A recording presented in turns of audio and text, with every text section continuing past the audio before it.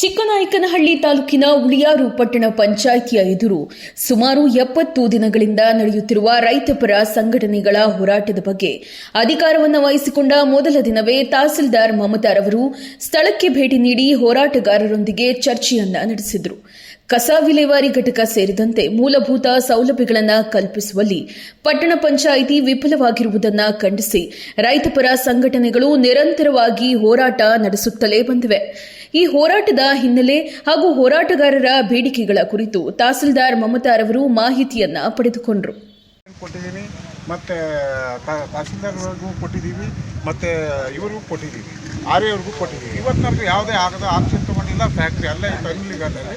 ಹಿಂಗಾದ್ರೆ ಹೆಂಗೆ? ಸರ್ಕಾರಿ ಭೂಮಿ ಅದು. ನೀವು ಇಮಿಡಿಯೇಟ್ ಕೈ ಮುಗಿದು ಕೇಳ್ತೀವಿ, ಅದು ತೆರವುಗೊಳಿಸಿ ಅದನ್ನು ನೀವು ಕೆರೆಸೂರಿನಹಳ್ಳಿ 57ನೇ ಸರ್ವೆ ನಂಬರು ಕೆರೆಸೂರಿನಹಳ್ಳಿ ಅದು ನೀವು ಇಮಿಡಿಯೇಟ್ ಆಗಿ ನೀವು ಆಕ್ಷನ್ ತಗೊಂಡು ಮಾಡಬೇಕು. ನಿಮ್ಮ ಬಗ್ಗೆ ನಾವು ಕೇಳಿದ್ದೀವಿ, ಒಳ್ಳೆಯ ನಿಮ್ಮ ಆಡಳಿತ ಇದೆ ಅಂತ ಹೇಳ್ತಾ ಇದ್ದಾರೆ. ಅದೊಂದು ನೀವು ಇಮಿಡಿಯೇಟ್ ಮಾಡಬೇಕು. ಅಲ್ಲೇ ಹೆಚ್ಚು ಕಮ್ಮಿ 6 ತಿಂಗಳಿಂದಲೂ ಇದು ಸರ್ಕಸ್ ನಡೀತಾ ಇದೆ. ನಾ ಕೊಟ್ಟೆ 1 ವರ್ಷ ಆಯಿತು, ಏನೂ ಮಾಡಿಲ್ಲ. ಈಗ ಆಮೇಲೆ ಅಲ್ಲಿ ಗೇಟ್ಕೊಂಡಿದ್ದ ಜಮೀನು ಅಲ್ಲಲ್ಲ ತಗೊಳಕ್ಕೆ ನೀವು ಬರಲ್ಲ, ಅದು ನಂದು ಅಲ್ಲದು, ನಂದು ಏನದು. ನಾವು ಸರ್ಕಾರಿ ಭೂಮಿಲಿ ಅರ್ಜಿ ಹಾಕಿ ಗೇಟ್ಕೊಂಡ್ರದಷ್ಟೇ. ಅದನ್ನು ಬೇರೆಯವ್ರು ಅಕ್ಕಪಕ್ಕದವ್ರು ಹಿಂಗೆ ಆಗ್ತಾರಂತ ಎಲ್ಲ ಅಕ್ವೈರ್ ಮಾಡ್ಕೊಂಡಿದ್ದಾರೆ.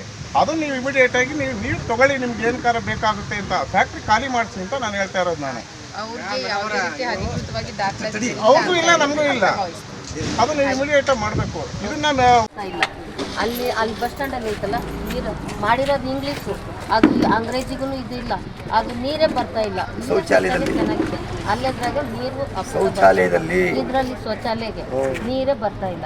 ಅದು ಹಿಂಗೆ ಪ್ರೆಸ್ ಮಾಡಿದ್ರೆ ನೀರು ಬರ್ಬೇಕಲ್ವಾ, ಕುತ್ಕೊಂಡೇನೋ ಕುರ್ಚಿ ಮೇಲೆ ಹೋಗ್ಬಿಡ್ತಾರೆ, ಅದು ಹಂಗೆ ಬಿಟ್ಟು ಹೋಗ್ಬಿಟ್ಟು ಅಲ್ಲಿ